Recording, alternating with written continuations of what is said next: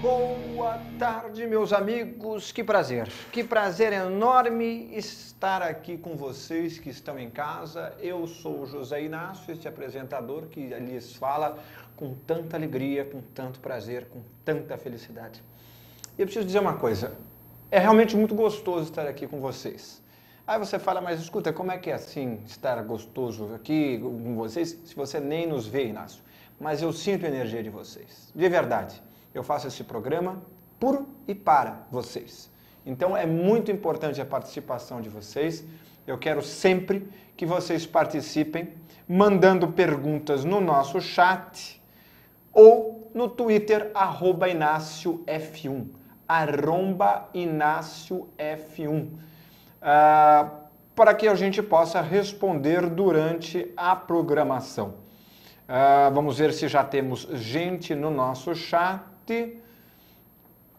Já tem bastante gente entrando. Tony, Renata, João Carlos, Cláudia.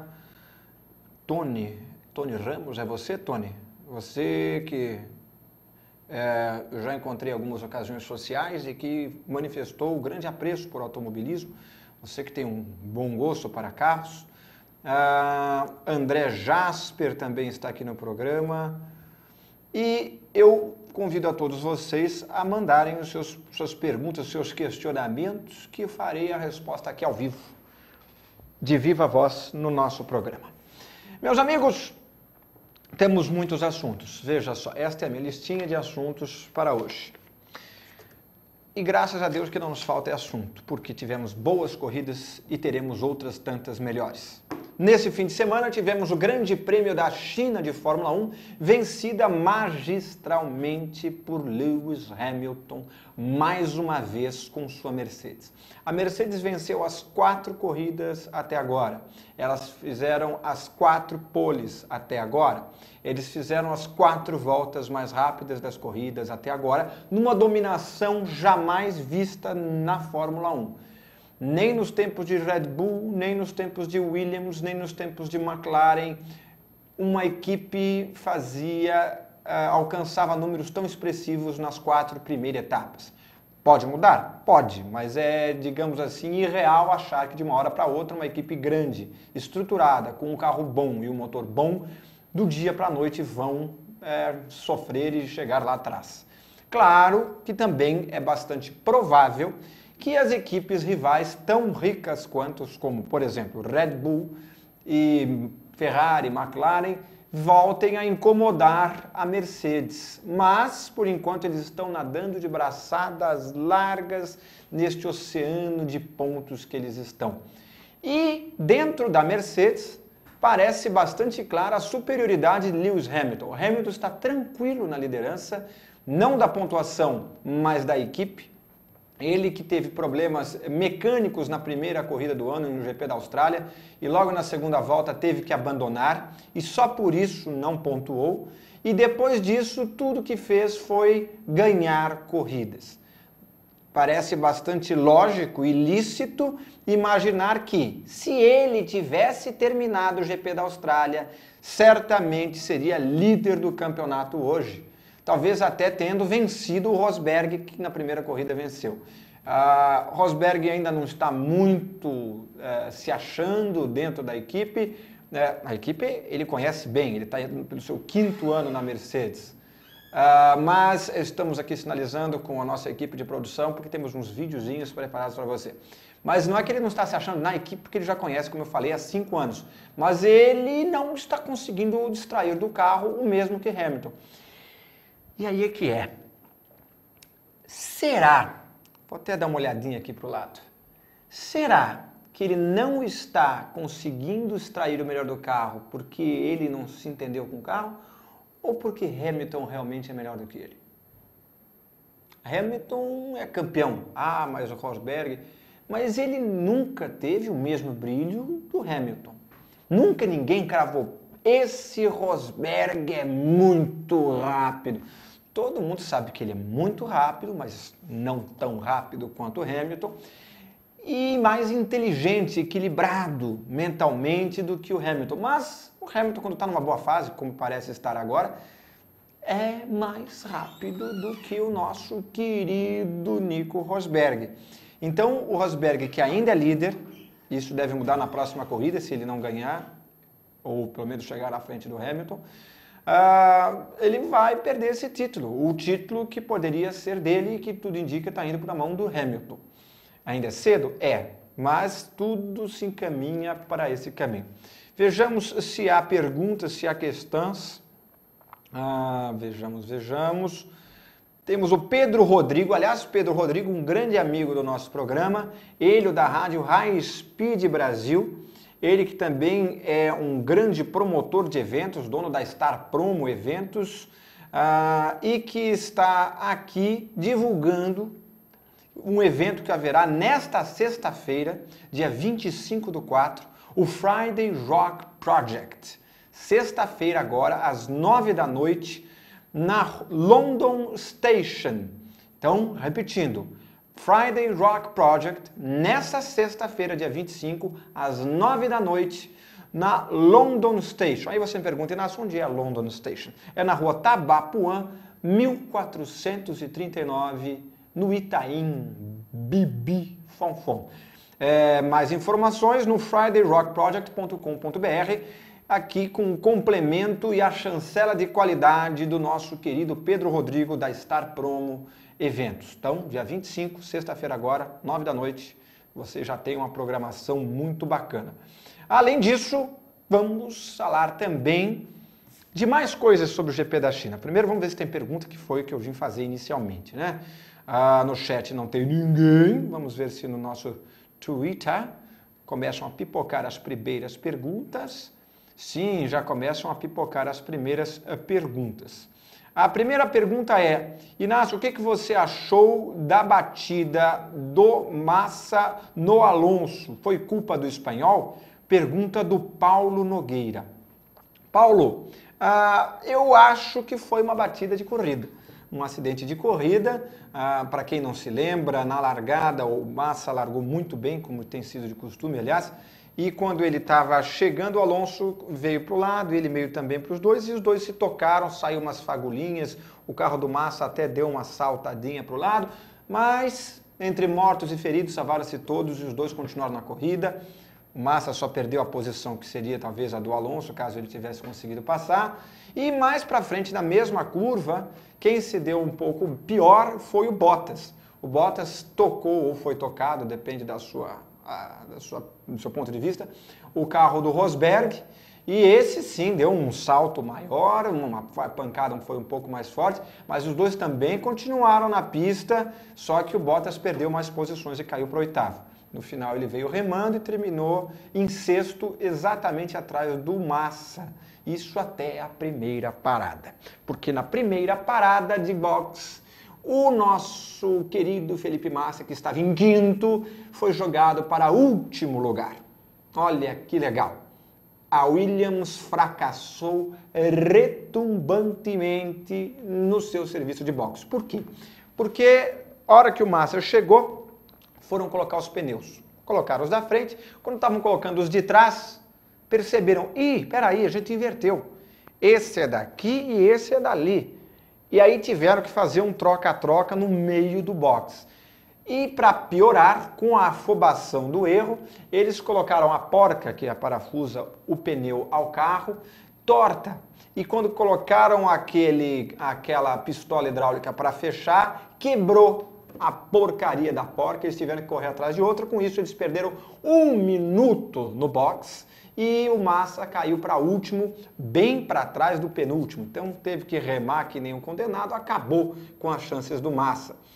Isso sepultou a corrida dele. O Bottas chegou em sexto, não estava com um carro tão bom, não se sabe se a Williams não se adaptou muito bem a essa pista ou se ele realmente não tem um carro tão bom como muitos gostariam, se as rivais já estão chegando.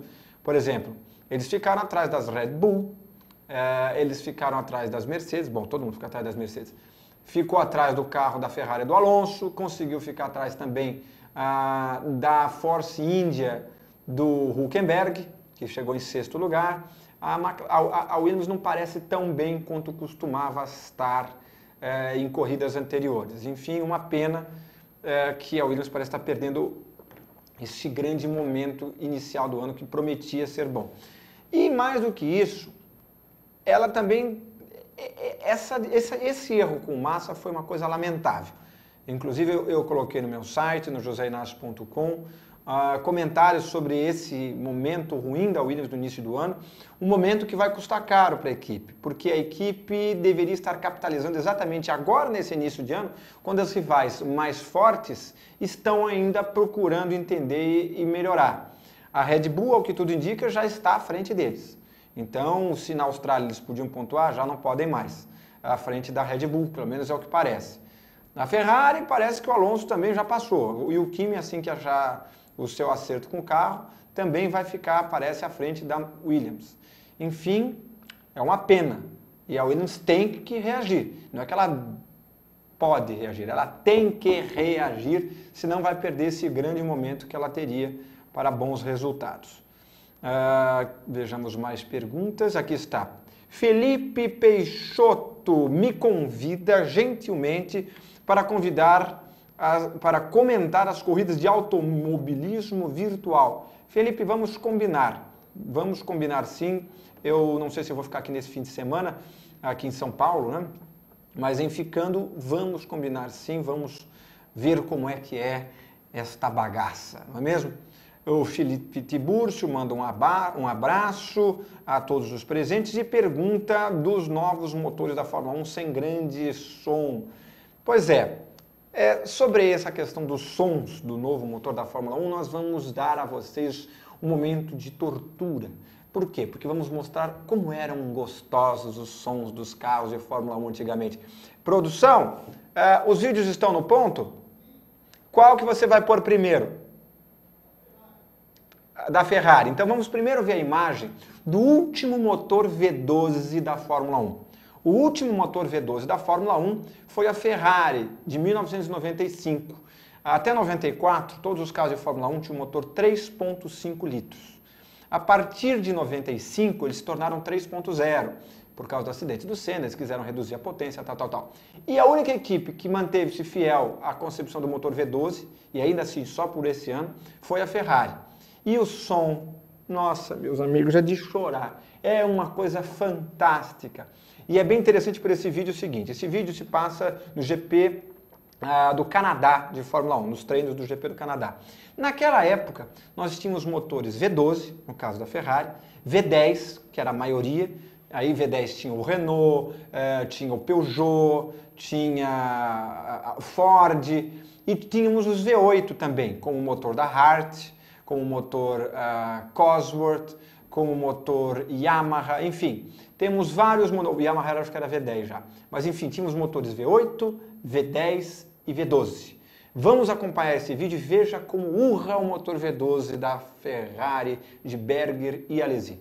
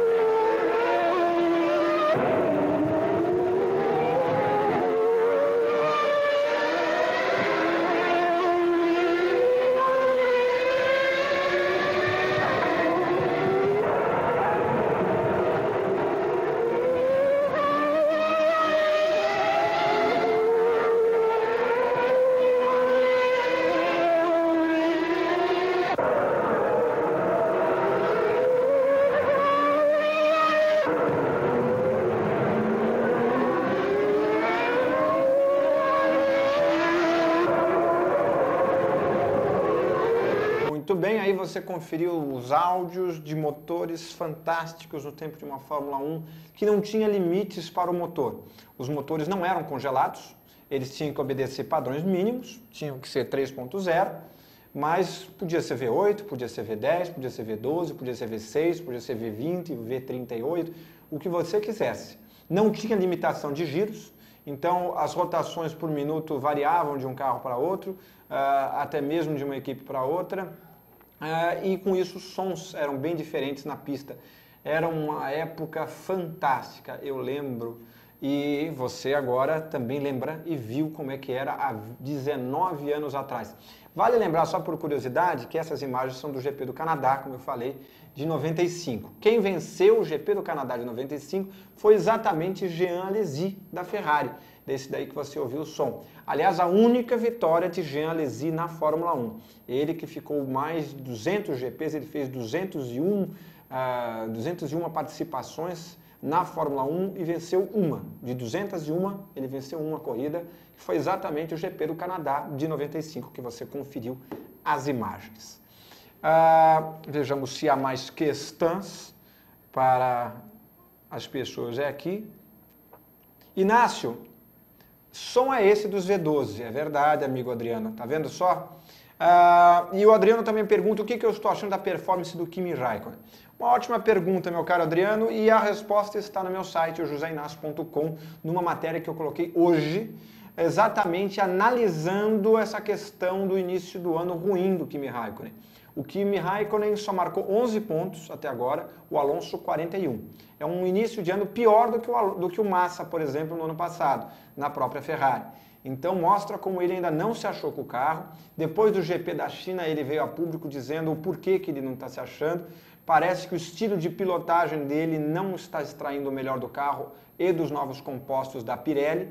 E agora, essa semana e a próxima, portanto, essas duas próximas semanas, ele e a Ferrari ficarão trancados dentro da sede para entender e resolver essas questões. Ele vai ficar fazendo simulações no simulador eletrônico da equipe, novas peças estão sendo produzidas para ele e para o carro do Alonso, na verdade para o carro inteiro, né? Não só para ele, mas ele vai ficar 2 semanas no simulador, conversando com a equipe, com técnicos, com engenheiros, para ver como ele consegue melhorar o desempenho dele, como se sente mais confortável no carro. Então teremos 2 semanas intensivas do Kimi Raikkonen na sede da Ferrari em Maranello, exatamente para tentar resolver pelo menos parte desse problema que impede ele de ter bons resultados.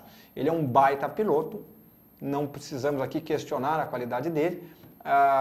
Mas o Alonso é melhor? Pode ser que seja, muita gente acha que é, eu inclusive, mas a questão não é essa, a questão é que a diferença que está havendo para ele e para o Alonso é irreal. O Kimi não é um piloto de chegar em 8º lugar enquanto o Alonso chega em 3º. Não é, ele é melhor do que isso. Então tem que resolver essa questão, tem que ver se ele vai conseguir resolver, não adianta só ter que resolver como se fosse um ato imperativo que resolvesse as coisas, né? Mas o fato é que a Ferrari e eles estão debruçadas nessa questão, nesse programa. E ele agradece aqui as respostas, meu caro Adriano, e pode fazer outras. Não tenha dúvida, pode mandar perguntas aqui. Chame os seus amigos também para participar, para fazer perguntas. E todo mundo que tiver perguntas, mande aqui pelo Twitter, o @InácioF1, que eu leio ao vivo e respondo aqui. Ou mande pelo chat, quem conseguir entrar no chat, né? Porque nem sempre as pessoas conseguem. No caso, o André Jasper conseguiu. Inácio, como está aquela sua ideia de falar sobre carros no seu site? Ainda existe esta vontade? Existe, André. O que não existe é disponibilidade financeira. Porque para falar de carros, a gente tem que testar os carros. Para testar os carros, a gente precisa ir para lugares. Esses lugares costumam custar dinheiro. Hospedagem, equipe de produção, de filmagem, alimentação, deslocamento, gasolina, seguro do carro, se for o caso. E tudo isso no bolso do titio não cabe. No momento eu estou focando todo o meu patrimônio financeiro para comprar o meu iate italiano de 300 pés. Isso é a minha prioridade agora. Assim que eu resolver isso, aí eu vou começar a fazer teste de carros. Muito obrigado pela sua pergunta, meu caro André Jasper, e pode fazer mais perguntas aqui no chat. Vejo que tem gente conseguindo entrar aqui. Renato, Davidson, Conceição, enfim, muita gente aqui participando e eu respondendo. Vejamos se há mais perguntas no nosso chat. Vejamos se há mais perguntas no nosso chat. Não, esse é do chat, agora que eu estou indo no Twitter. Vejamos aqui. Elogios, elogios. E o Adriano, 2012, pergunta sobre Sebastian Vettel.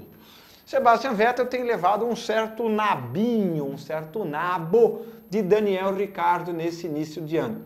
O nome correto dele seria Daniel Ricciardo, porque é um sobrenome italiano, mas ele pede que fale Ricardo, então a gente fala. Se meu nome é José Inácio, mas eu pedi que fale José Inácio, por mais ridículo que seja, peço que me atendam, não vou pedir isso. Mas como um rapaz é australiano e ele prefere essa pronúncia, assim seja. Então, Daniel Ricciardo tem dado um pau no Vettel ultimamente, em corrida, sobretudo. A classificação também, mas corrida isso também se repete. E o grande culpado, segundo o Christian Horner, seria a grande sensibilidade de dirigir, de pilotar do Vettel. Ele não está se entendendo direito com os pneus. Mais ou menos o que está acontecendo com o Kimi Raikkonen na Ferrari.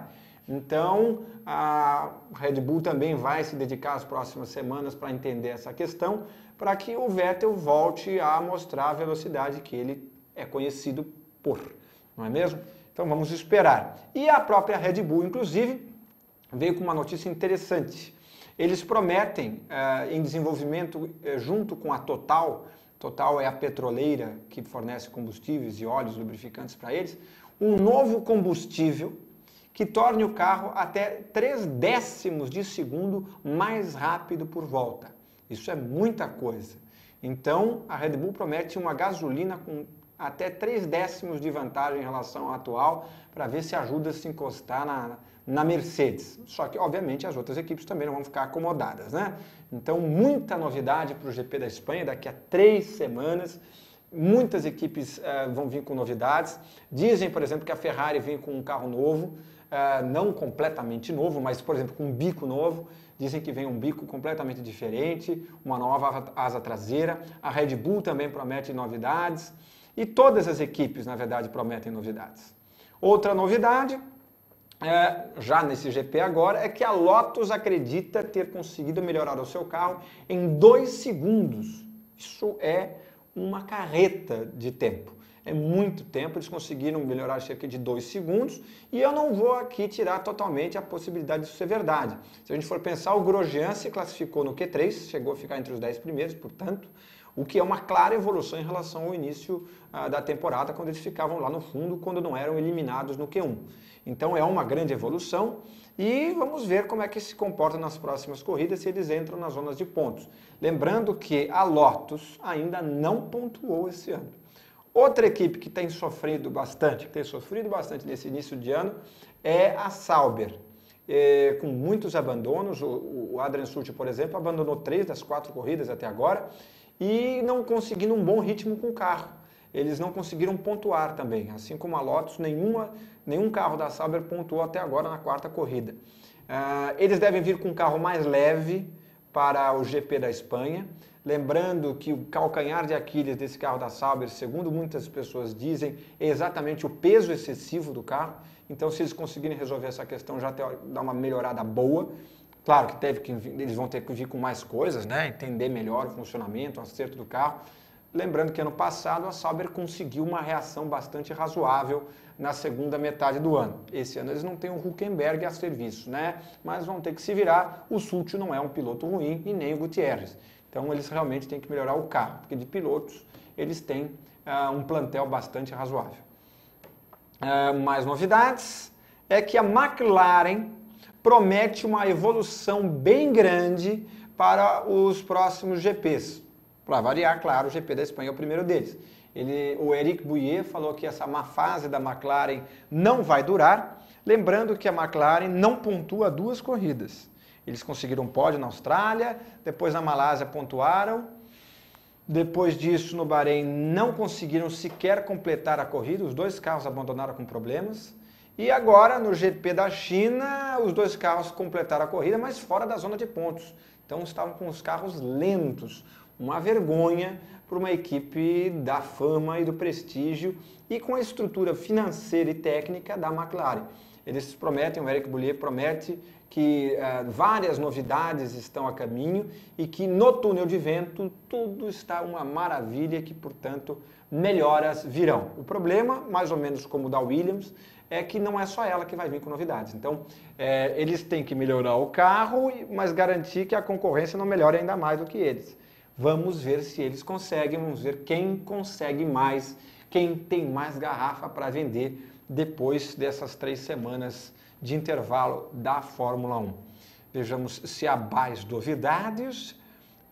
Bom, já falei do GP da China, já falei... Aliás, o GP da China teve uma atrapalhada, né? A bandeirada de chegada teria sido dada uma volta antes por um fiscal idiótico que errou. Não sei se ele realmente bandeirou achando que estava na hora ou se ele pegou a bandeira para preparar na hora da bandeirada e acabou deixando invisível e quem passou viu a bandeira antes da hora. Mas o fato é que houve uma confusão e com isso, para evitar qualquer problema, os organizadores, a FIA, enfim, considerou o fim da corrida uma volta antes.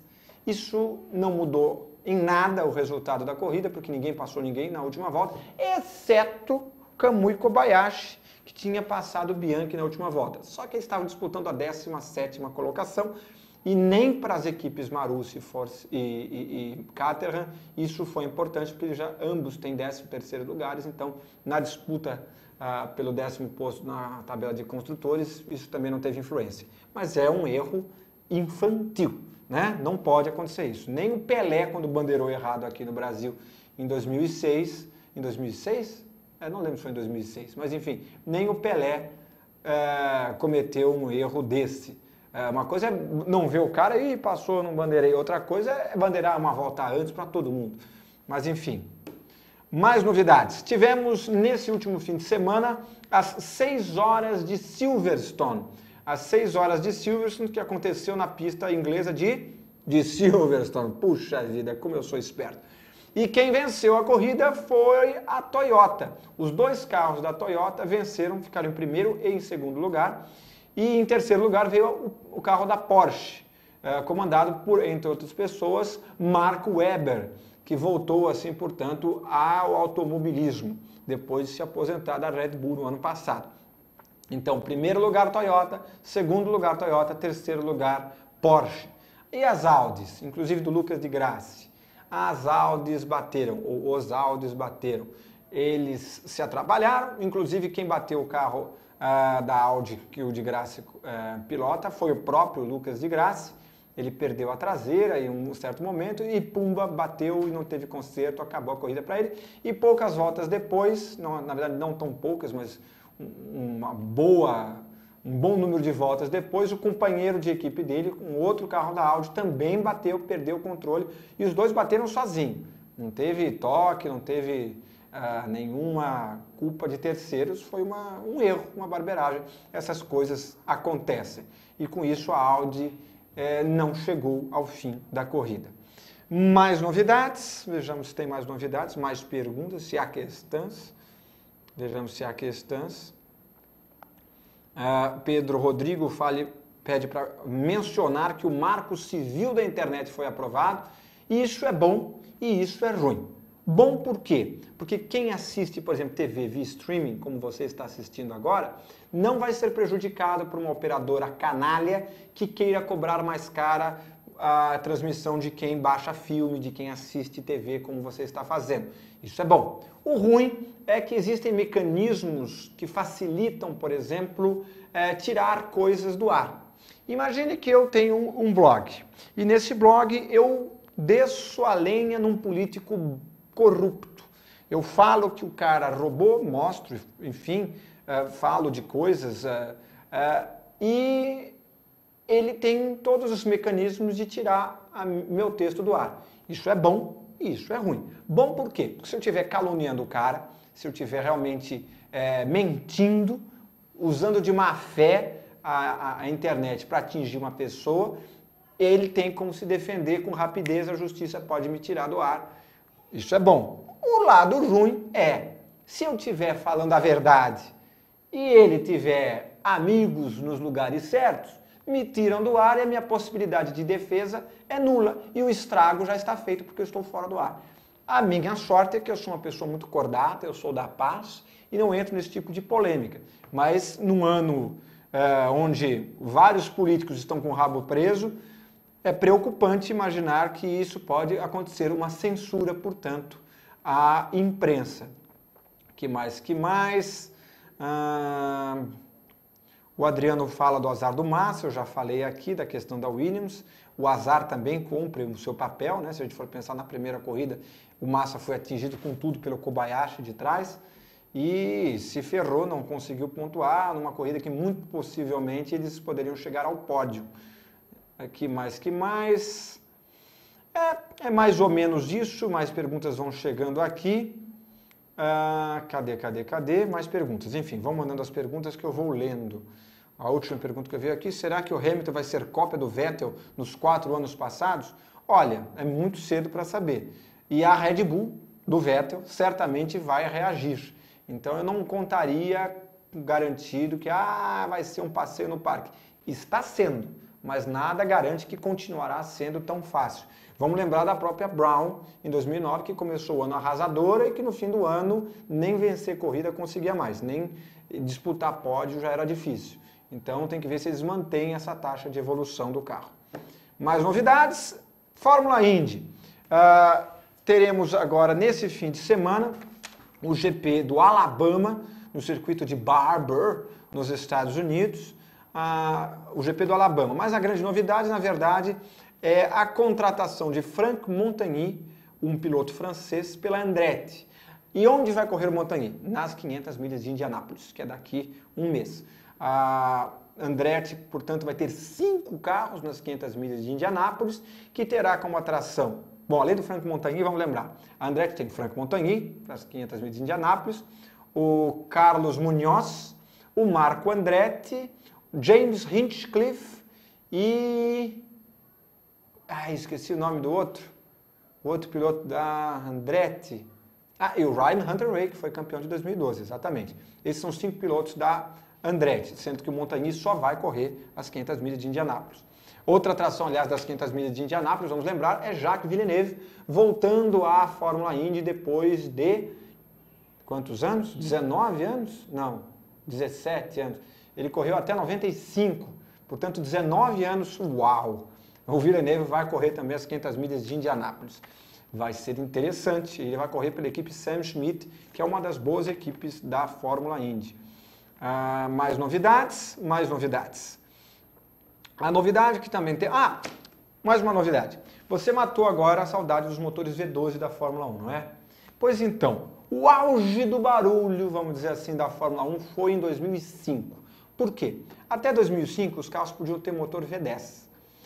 Podiam ter motor qualquer coisa, mas a maioria estava pelo V10. E, como grande diferencial daquela época, não havia limitador de giros no motor. Hoje, os carros de Fórmula 1 são limitados a 15 mil rotações por minuto. E raramente chegam a 13 mil, por questões de confiabilidade, de economia, tal. Até ano passado, os motores V8 eram limitados a 18 mil giros, o que explicava um barulho bem mais interessante.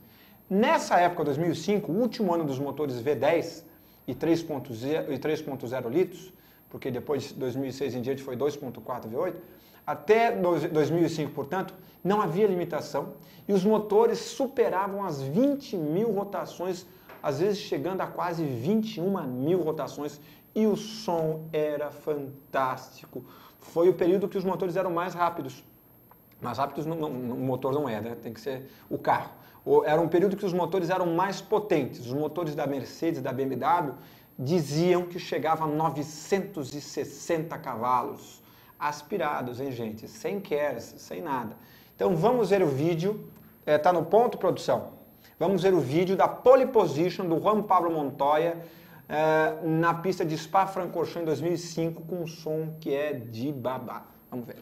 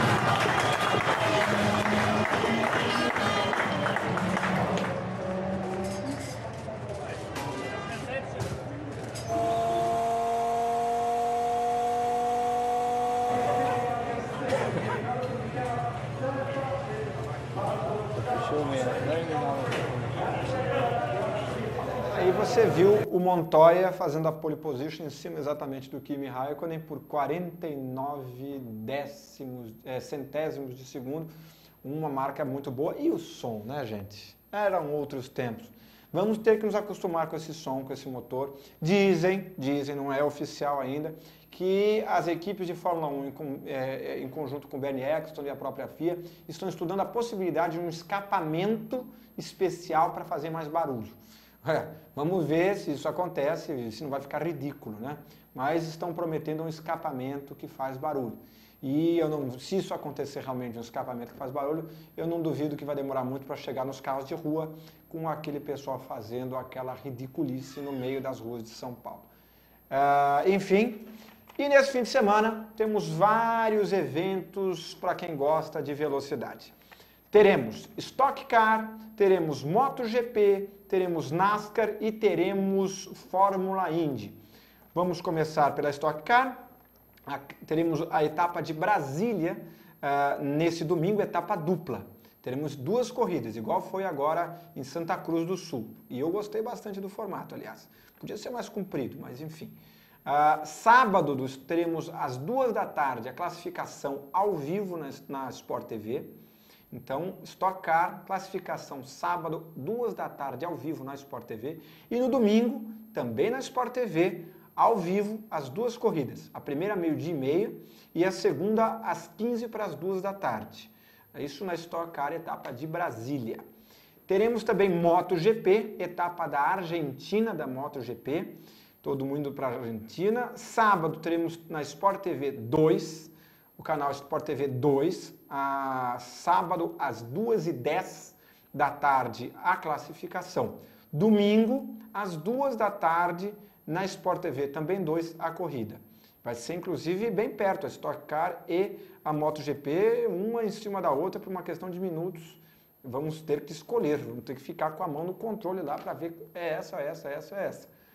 Além disso, teremos a etapa de Richmond da NASCAR, no sábado à noite, às 8 horas da noite, a etapa de Richmond no canal Fox 2. Fox 2, NASCAR, no sábado.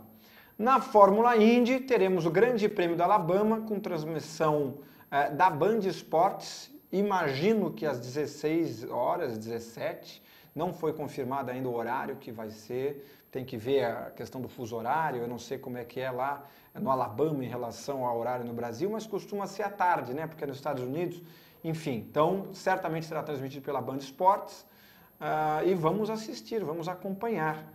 E, por fim, o programa está acabando. Agradeço, vejamos se tem mais perguntas de vocês. Vamos ver.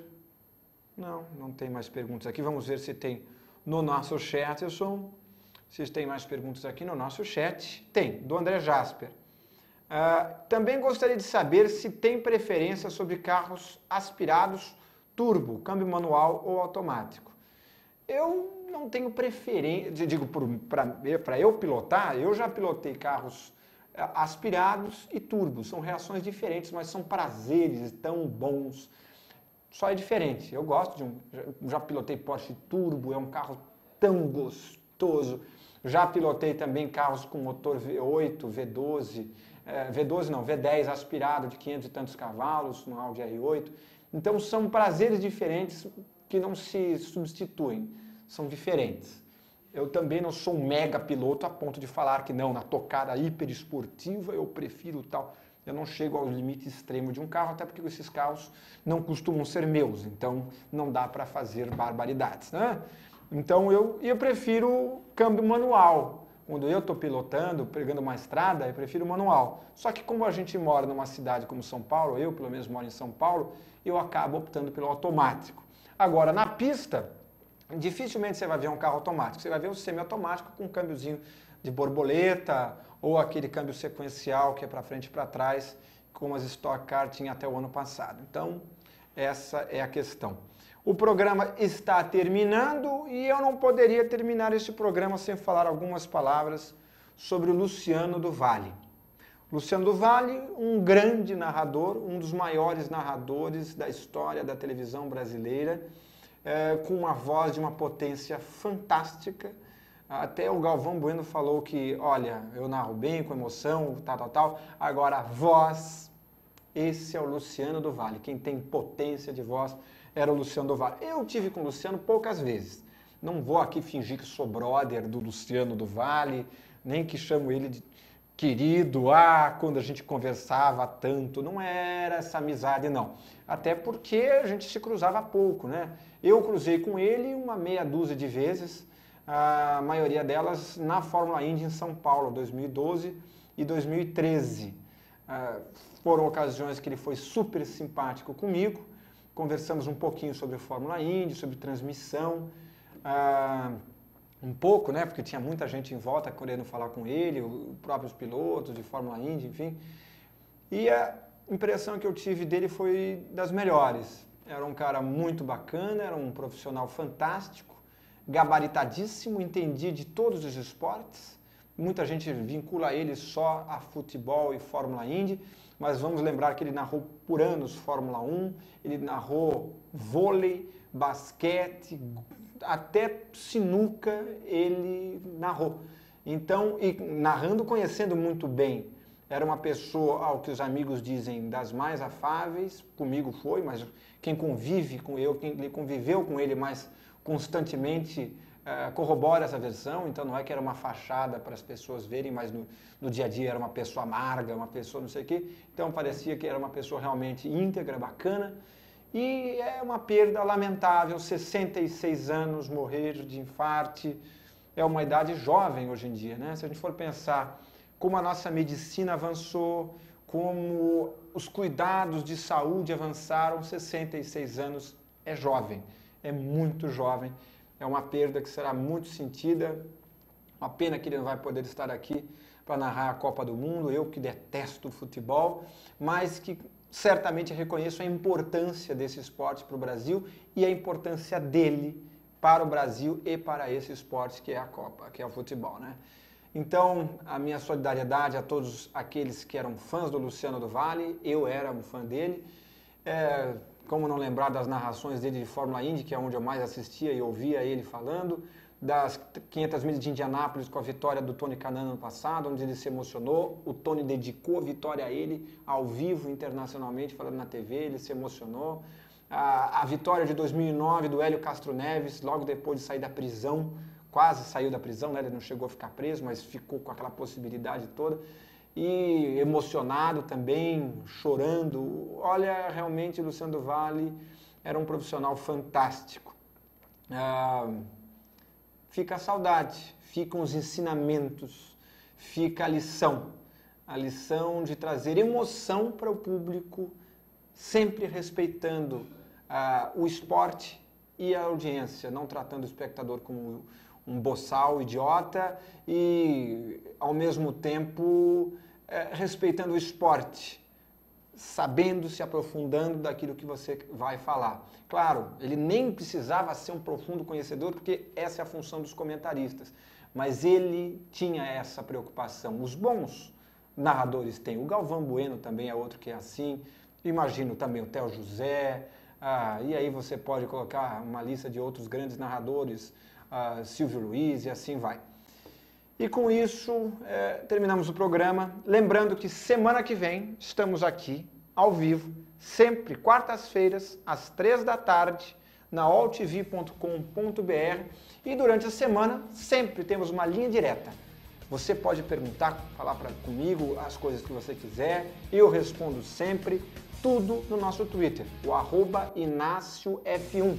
E também temos matérias diárias saindo no nosso blog, o site joseinácio.com, onde esse programa também estará lá na íntegra a partir de amanhã. Além disso, curta a nossa página do Facebook, onde eu sempre ponho imagens fantásticas de automobilismo, sobretudo Fórmula 1, Fórmula Indy, Rally, fotos que você não encontra em qualquer lugar e que você certamente, amante da velocidade, vai curtir muito.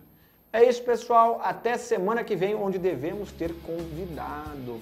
devemos ter um piloto da Stock Car aqui. Eu ainda não posso adiantar o nome porque não está confirmado, mas assim que se confirmar, eu aviso a vocês. Tchau!